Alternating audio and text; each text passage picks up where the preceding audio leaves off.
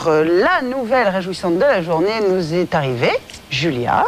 La nouvelle réjouissante de la journée, c'est qu'il n'est jamais trop tard pour être poli. Et oui. Ça, c'est vrai que c'est réjouissant.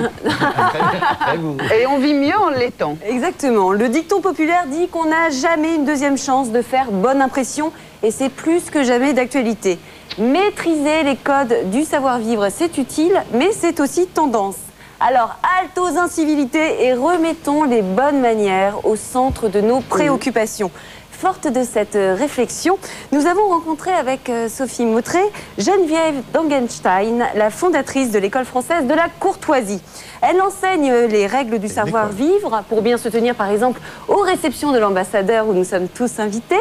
Mais également, ce qui nous a intéressés, c'est surtout qu'elle donne un cours de savoir-vivre au bureau. On est reparti avec plein de conseils judicieux. Voilà, voici donc ce que nous avons retenu et comment nous l'avons appliqué.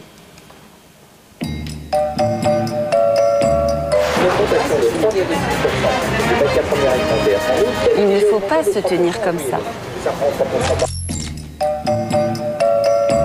Il faut y aller à cette machine à café parce que si les gens qui n'y vont pas en général sont mal vus.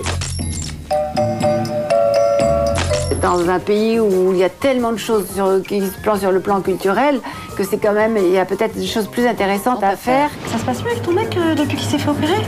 Tu as vu cette très belle exposition Murakami à Versailles? Non, mais Murakami s'est pas fait opérer. C'est la faute au rire de blonde. Est-ce que ça marche mieux dans les réceptions de Monsieur l'ambassadeur? Alors l'humour, selon Geneviève Dangenstein, est de toute façon une très belle arme de la politesse. C'est vrai. Et du désespoir aussi, mais c'est pas le sujet. Aussi. Donc vous allez peut-être me demander, mais qu'est-ce qu'on apprend exactement dans ces cours? Eh bien, notamment savoir se présenter quand on est un jeune diplômé et qu'on veut préparer son premier entretien d'embauche. C'est Bonjour, toujours je suis jeune, je suis diplômée. Et j'ai envie d'avoir un boulot. Bon, autrement, il y a pour ceux qui ont déjà un boulot, les cadres d'entreprise, communiquer, prendre la parole en public, se faire respecter de ses collaborateurs, être à l'aise dans les dîners d'affaires. Et troisième chose, éviter les impairs qui peuvent faire trébucher votre carrière. Par exemple, éviter de se mettre minable à un séminaire de sa boîte. Ça se fait pas du tout. Ou encore ne pas répondre à son portable quand on est en relation professionnelle. Parce que Geneviève Dangenstein nous a carrément dit que c'est comme recevoir une gifle. C'est son mot. Donc, on y va mollo quand même sur les textos en réunion, c'est pas terrible. Bref, si vous êtes intéressé, sachez que vous pourrez retrouver les coordonnées de notre coach en courtoisie sur le site internet de la matinale. Je sais pas pourquoi, j'ai l'impression que le truc va exploser carrément. Dites-moi, Léon, un petit conseil, peut-être que vous qui êtes extrêmement bien élevé et d'une courtoisie totale. Bah,